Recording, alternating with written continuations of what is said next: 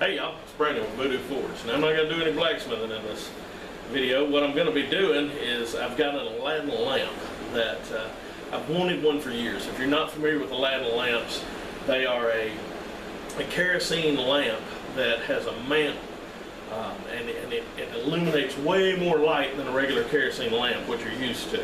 The wick is tubular and it has an air vent through the bottom of the lamp to feed it. The mantle, you know, of course, once you burn it, it's just ash, but it's incandescent. It puts off quite a bit of light. I believe it's 40 candle power. But these lamps have been around since 1908.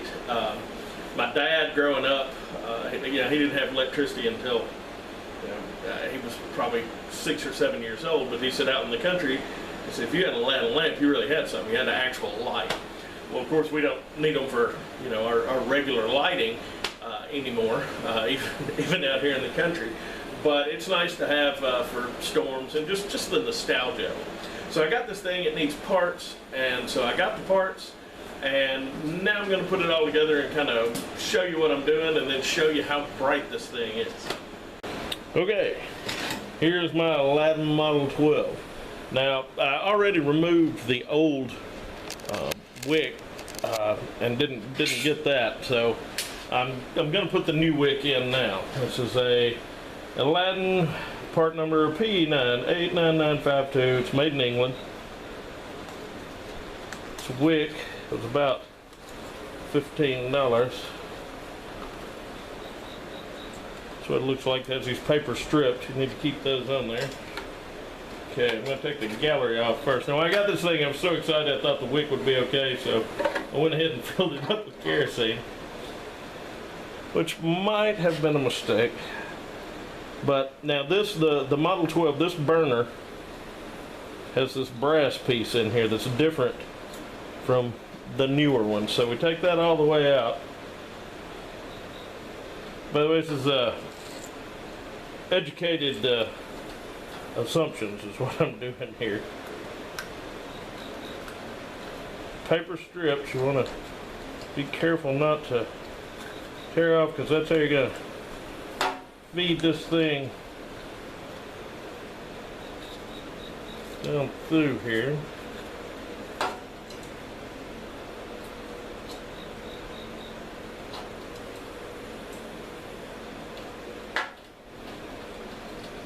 I was actually able to use YouTube to find a video of them changing a wick on one of the newer style lamps, but I couldn't find anything on this one. And this is kind of a pain in the butt. Okay, so a little update here. This part of the burner assembly comes off, and apparently if you don't take it off, you end up trying to poke it down using wire and tear the paper off and use a lot of profanity, and it takes about 30 minutes, and then that pops right off and you feel like an idiot. So anyway, once you've got that off, this wick slides right down on here on the tube. Now, I guess you're seeing this as I am here. I'm going to try to, this goes here. Okay, I've got that pushed down all the way. Now I'm taking this brass piece. This goes through here. Poking the bottom of the wick.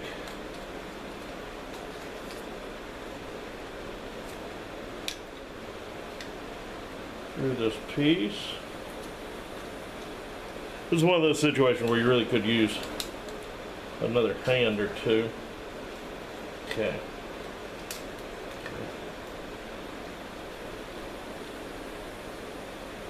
Okay. Now if you look, you've got the little tabs there and the little tab on the wick. So I've just got to pull the brass tabs out.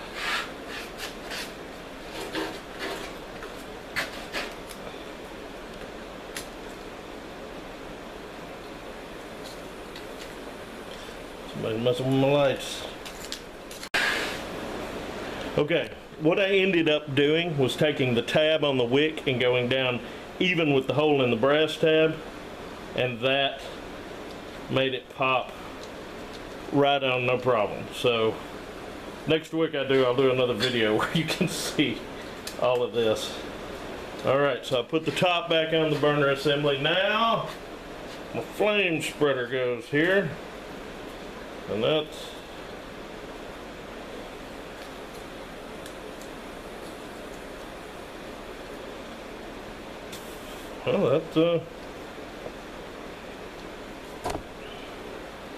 seems to be that. Remove the last of the paper here. This thing's already got kerosene in it. Get this up here where you can see it. The wick, you know, it's tubular, so it goes on the outside of the hole. That vent hole that it's going over, or should be going over right now, goes down to the bottom, and it passes through the bottom. These little holes right here allow air to go through to make the wick burn good.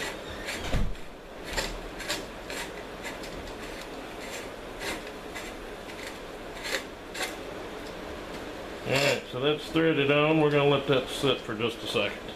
Okay, now for the mantle.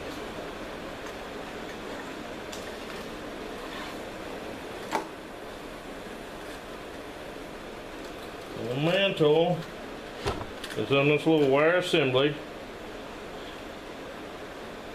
with brass, and it threads into the top unit there. The mantle 40 candle power, modern white light.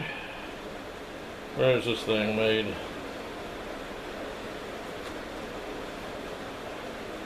Made in the Philippines.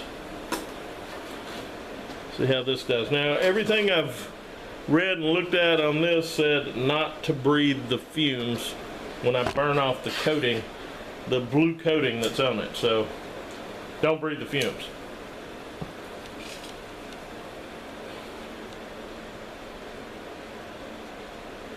Well, that certainly was quick. Now with that, I'm going to put a chimney on.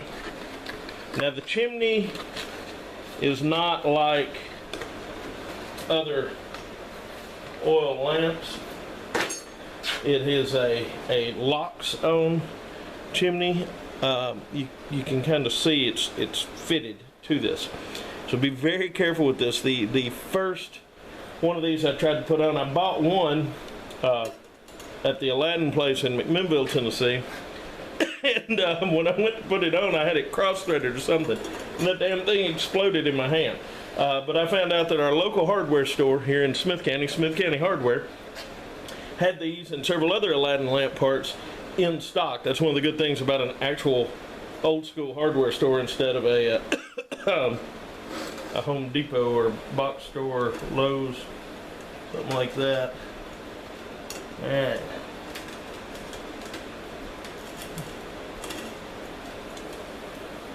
There. Now I'm not going to take it any further, but that's threaded on there.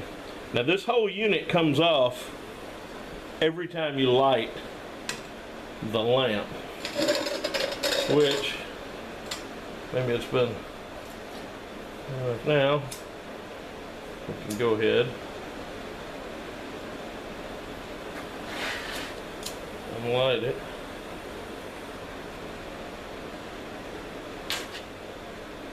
Get it going all the way around there.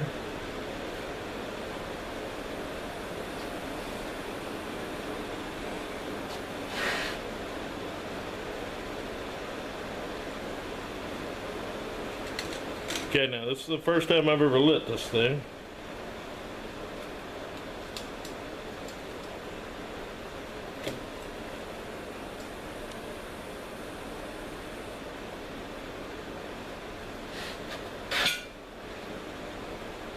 My understanding, like I said, first time I've lit this, you are supposed to turn it up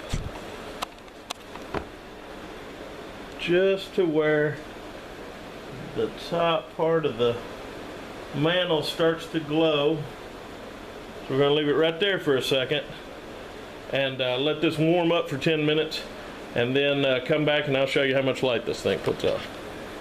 Now this is how much light this bad boy is giving off. Of course, the camera's right on it.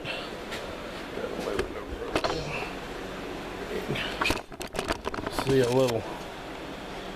Okay, I mean it's throwing a good light all the way around the shop. It's way brighter than any other oil lamp, kerosene lamp that I know of. Well, when it's time to put this thing out, you turn it down, not all the way. Put your hand, raise this up where you can see. Cup your hand kind of over, don't put it directly over the chimney, that's some hot stuff coming out. And just kind of blow a lot of air into your hand, and that'll put it out.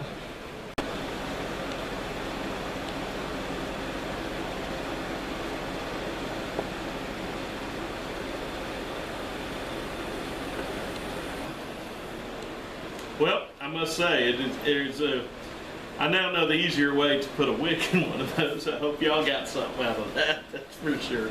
Don't make the same mistake I did. It's like 15 minutes of me trying to poke that wick in that thing. So, you know, now we know the top comes off. But this thing's neat. We have it, you know, power outages, and like I said, just nostalgia. Sometimes we'll do something like play cards and around oil lamps and stuff, and this will definitely make that a lot more fun. Also, this thing puts off some BTUs. I mean, it really puts out some heat, so we're planning on running it. We've got a bathroom that stays kind of chilly in the winter, and we can kind of stick this in there and keep it a little warmer. Of course, when you're using anything like this in your home, you want to make sure that you've got smoke detectors, carbon monoxide detectors. You want to make sure you've got a fire extinguisher, and then of course the fire everybody get out of the house plan.